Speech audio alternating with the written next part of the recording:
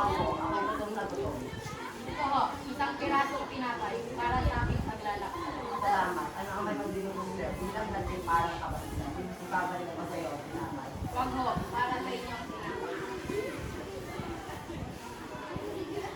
Nagpili ng liproso kay Don Juan. Kaya ngayon, ang binigong sa'yo, mag-ingat sa puso, mag-ingat na ito o ng hindi ka nagpapalito.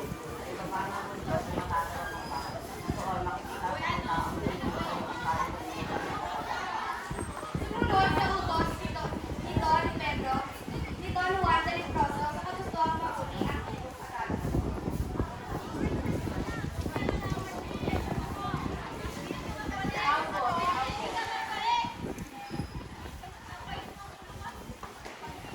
May liproso ang nagsabi sa akin na ang bahay niyo daw po ang susi kung paano hilingan ito.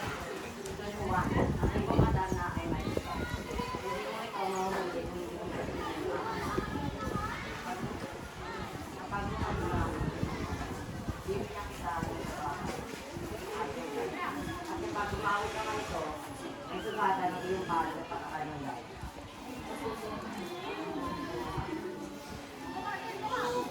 Naglakbay na si Don Juan. Sumunod si Don Juan sa utos ng ermitano at hinintay na ang ibong Adarna. Dumating na ang ibong Adarna, umawit ito ng 7 beses at katulad ng sinabi ng ermitanyo, iniwan ni Don Juan ang kanyang palad sa kada awit nito. Pinataka ni Don Juan ang kanyang sugat at pagkatapos ng ibong Adarna na umawit, ayaw hinuli ito ni Don Juan at itinali sa ibinitigay na ermitanyo na sultan. Pagkatapos niya mahuli ang ibong Adarna, inutuko siya sa bahay ng ermitanyo. Tao po, nakuha ko ng pag-ibong Adarna. Pumasok sila sa loob at doon sila nag-usap. May inutos ang ermitanyo kay Don Juan. Tutuwan, kunin mo ang banga at buusan ang mga bagay na nasa ilalim ito. Doon, makikita mo ang minamahal na kayo. Nagtungo si Don Juan sa Piedras Tatas at binuhusan ng dalawang kahiwang ng bato. Pagkatapos, unti-unting lumabas ang kanyang dalawang kapatid. Naglakbay na sila Don Juan papuntang Berbanya at biglang naisip ni Don Pedro na pagtaksilan si Don Juan. Don Diego, patayin natin si Don Juan. Kapag patay na, iwanan natin at ang madalay at hindi.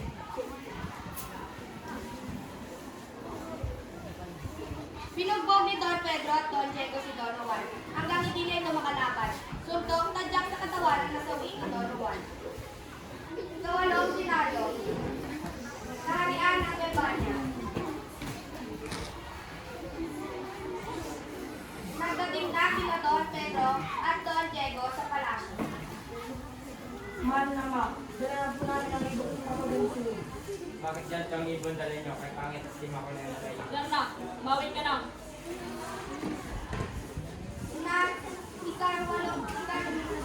Narinay, hinagplis ni Don Juan.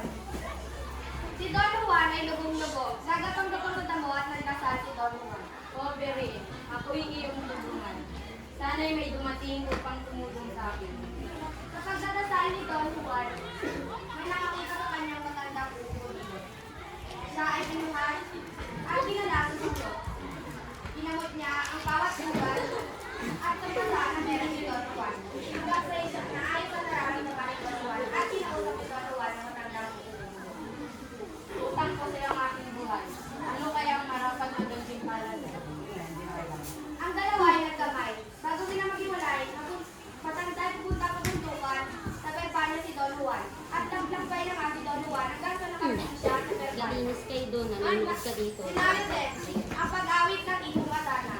Nang nakita ng ina si Don Juan, siya ay natuwa sa sinta. Ngunit ang dalawang kapatid ay nagalit. Ang ibong Adarna ay unti-unti ng gumanda. Umawit ito ng matamis at kawili-wili. Ang pinig. Mga madami pag-ibig sa matay na katin.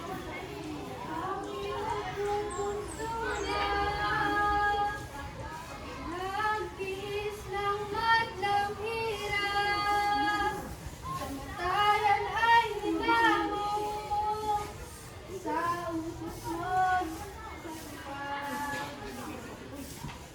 Yaong anak kong dalawa,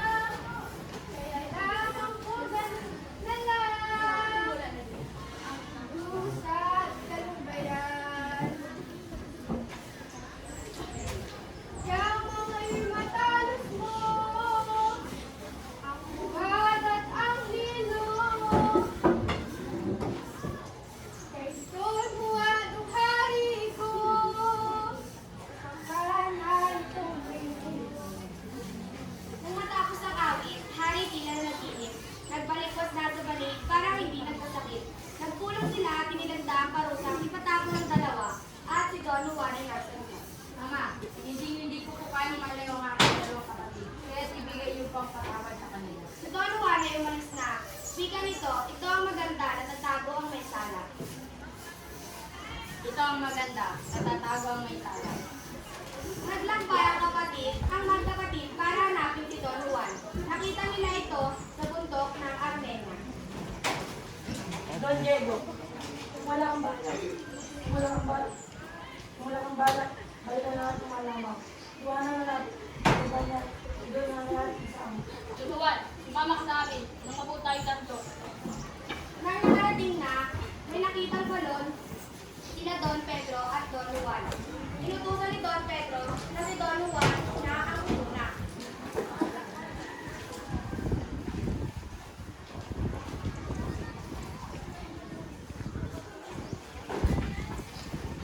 Ang higante at si Doña Juan.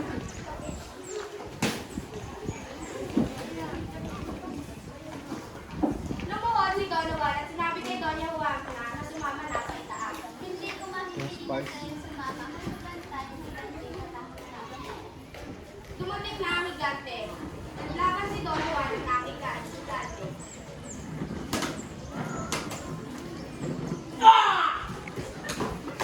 Namatay na ang higante.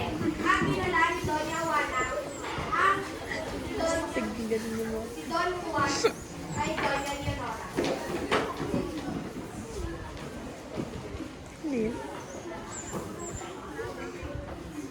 Salamat sa kawan. Tayo sa bahay. Maaaring ikaw mag-igat sa nagbabantay. Magbigay ng polo ka man lang.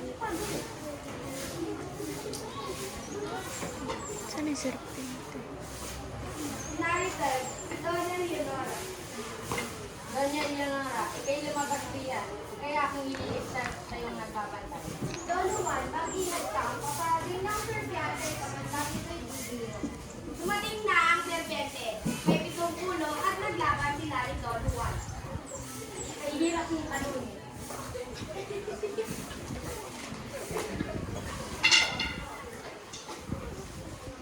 Hanggang sa namatay na ang serbete. Nang sila'y nalakad na patungo kay Panya, saka naalala ni Leonora na may naiwan siya. Nalimutan ko ang gamating singsing na binigay sa akin ng aking ina. Napakahalaga nito sa akin. Kung gayon, kayo'y maghintay diyaman sila kung babalikan. Ngunit laking kataksilan, pagkila sa kanan, at pinatid niya ang lubid kung saan nakatali si Don Juan. Sinari 13, ikalawang panaginip ng hari.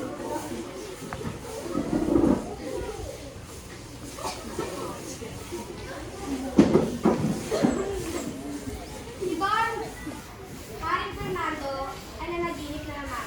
Sa panaginipan niya si Don Juan, nakagapos ang katawan, sinipat, pinagyak sa mukha at sinampal. Saka biglang tinulak sa bangin. Kagulat-gulat sa ilalim ng magpakangininay na utak. Dahil doon, pinanghina muli ang hari. Dinala na ng dalawang magkapatid, si Doña Leonora at Doña Juana sa Vergana. Sinabi ni Don Diego sa kanilang ama na, Ama, hindi po namin natagpuan ang iyong bundok minamahal. At sa aming kapagawan sila po ang aming Pascual. si Don Pedro ay may balak na naman ukol sa pag-asawa.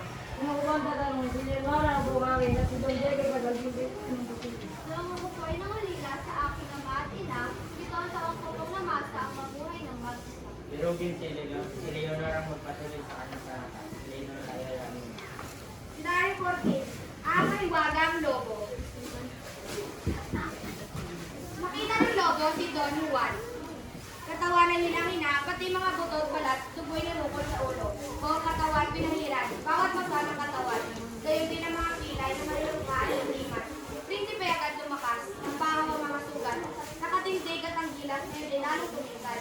Nang gumaling si Don Juan, lobo ay nagpaalam. Iniwan na si Don Juan, biglim sa kabundukan. Nangyari sa kanyang kalooban, super nilukbay. Sa kanyang pagkakay na ang atat ay dumating. Umawit muli ang atat na. Oh, Prinsipe ng Verbania,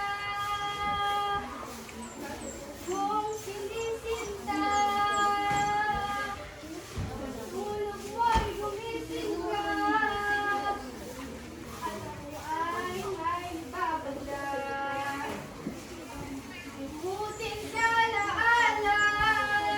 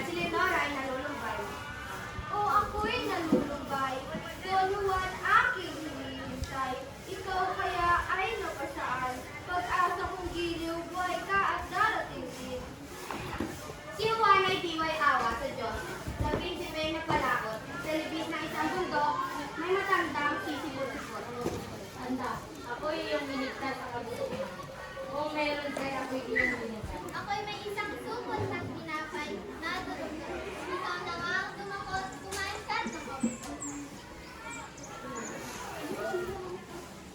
Ako po'y naglalakbay patungong Reino de Hospitalo. Maraming ang dumaan ngunit di ko mapagkaroon. Itay tuturuan, mula dito ay tandaan. Nasa ikatlong hanay ko ay meron tayong sasalubong sa iyo. Kapirasong marong na ito sa kanya ay pakita. Ngunit sa Darbana, si Leonora na naman ay nag-iisa.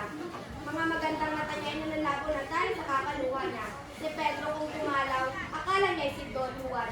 Pag dito namasdan, pinto niya ay ayaw pagbuksan. Doon niya Lenore, minamahal ko. Di na ba mababaw ang katigasan ng puso mo? Si Don Juan lamang ang aking sinisinta. Malagot man ang hininga, iyong-iyo si Leonora. Sa 5 buwang paglalakad naman ni Don Juan, 7 bundok ang pinagtas, 7 dusa, 7 hirap bago sinapit ang hamad. Doon na tagtuan, isang ermitanyong mahal. Albas ay hanggang baywang, at sindak-sindak ay pagmasdan. Tinuntun kong pilit ang Reino de Hospitalo. Tingnan ko sa akin na ang pagpilit na sa mundo. Sa mga berbanya, ang Reino de Hospitalo. Noon din niya inatasan nitong ermitanyong mahal at pinatid si Don Juan. Nang nakita ni Don Juan ang ermitanyo, prinsipe pinalipat na, pinapiro ang barong dalat. Eremitanyong iniibig, sagot ng ipong mabalik, isang lupa'y maliit, Reino de los Cristales.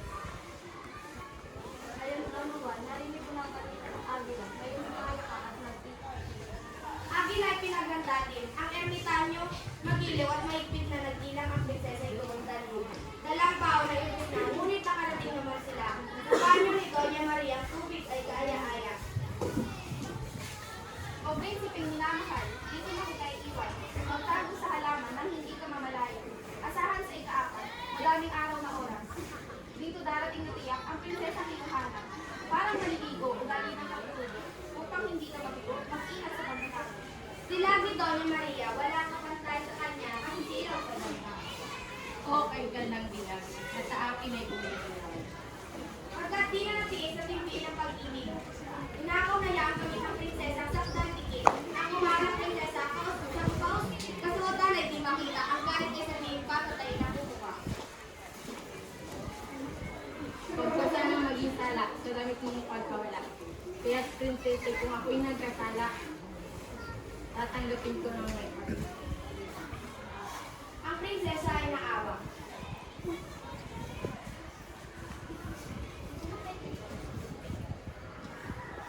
Iyo matalo, mga batong nakahanay. Ang paglahat ng parusa ay ang aking mahal lamang. Pawang iniglan tumiya dyan na nga nakatira.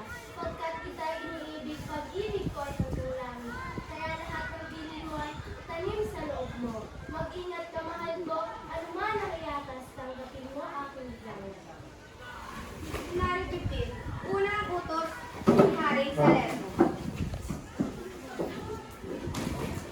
Mahal ko kung tunay ang inyong anak, kahit anong utos ay aking susundin. Payagan niyo na ako. Kung kayo ang iyong nais, dinggin mo ang aking pagsuko. Pumunta ka sa mataas sa bundok at ibagin mo ang lupa. Ikalat itong trigong hawak ko. Ngayong gabi ito'y itatanim. Ngayong din ay patubuin. Ngayong gabi ito'y pamungahin. At ngayon ay aaninin. Gabing ito rin ay gawin mong tinakay. Sa pagko'y magibis na. Pagkain ko sana. Sinunod ni Don Juan ang utos ng hari. Nagpunta ito sa mundo kasama si Doña Maria. Prinsipe ko minamahal, tayo na ang paglulan sa layo ng pagnanakaw. Nagulat ang hari sapagkat pagkagising niya ay may tinapay. Nakahain ako ng kailan.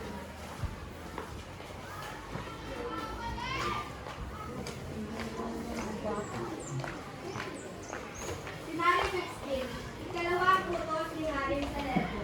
12 negrito ang nandirito sa aking maiwangang bahay. Sila'y aking mga alaga.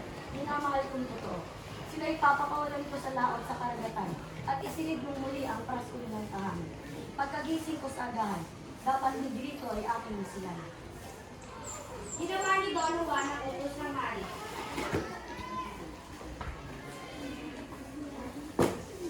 Prinsipe ko minamahal, tayo. Tayo na. Halika, Giliw. Ilaw ay bitbitin. Akin naman iyang praskong sa dagat tayo patungo. Tawagin natin ang mga negrito. Tinawag ni Doña Maria ang mga negrito. Bawat tumating sa inyo, pumasok agad sa praskong. Nasa tubig man kayo, masisilaw sa galit ko. Nagsidating at pumasok na giniginaw ang mga negrito. Ako nang bahalang ibalik ang praskong sa paggising ng aking ama, hindi na mamamahala. Nagulat si Hari Salerno na madatna ng mga negrito. Kaya nang binuksan ito ay pinatawag ni Hari si Don Juan.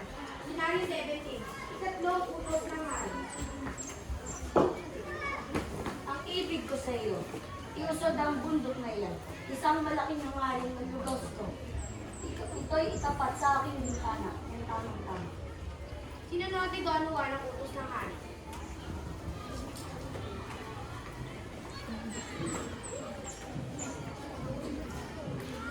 Kaya mo yan, mahal ko. Magana kanyang hindi magagawa ng magaling.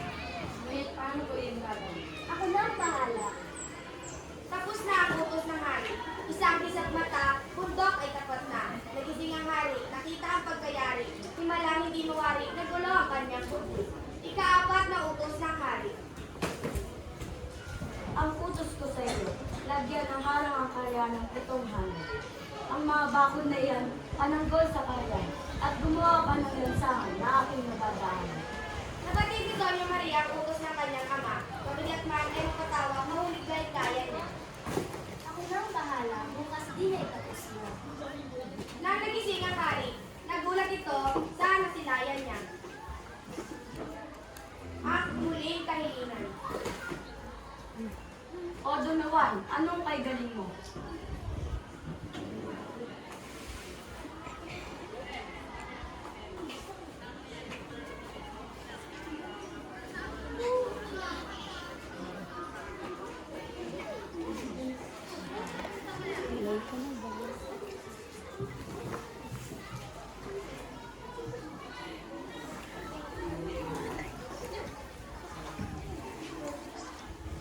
Buwan iyong sabihin. Ang utos ng hari natin. Ikaw sa ngayon ay malingit at ang gabi lumali. Bawa na daw ang sisi ng iyong malalakaw. Ngayon gabi aking hanapin dahil kailangan niya itong tulong. Nagtungo sila upang hanapin ang singsing ng mahal na Hari. Sinabi ni Doña Maria na tatarin siya at ihulog sa dagat. Ginawain ni Don Juan at nahanap nila ang singsing. Nagulat ang Hari nang pagkagising niya ang kanyang singsing ay nandun na. Nagulat nakapangyarihan laban sa kapangyarihan.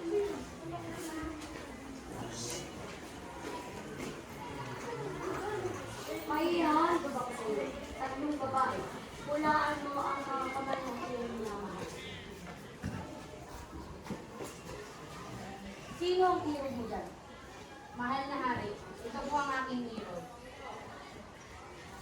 Tumakas ang magkasinsiglan, tunay na katindig sa takbong pinagkukunin. Kapagitnaan ng patabi, ang Hari na mamalapit na. Nang sila'y ginawa na prinsesa ay pinairal ang mahigan. Di kalaunan nagkasakit ang Hari at namatay. January 22, kahilingan ng prinsesa. Nasa kaharian ng number ba niya ang dalawa. Pangako mo sa akin, huwag akong limutin, huwag magpaakit sa mga babae sa pagkat ay aking lamang. Umalis na si Doña Maria at si Don Juan at pumunta sila sa Versailles.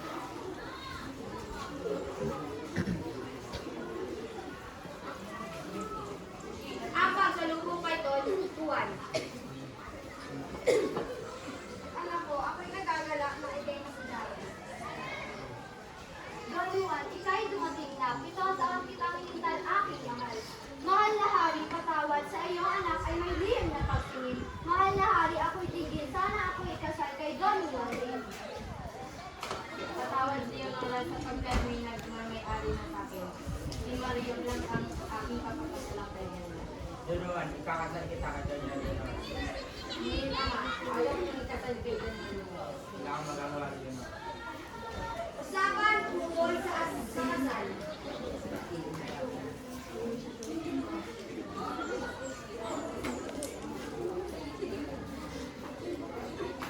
Ano ito, Don Juan? Bakit ikakasal ka sa iyan? Akin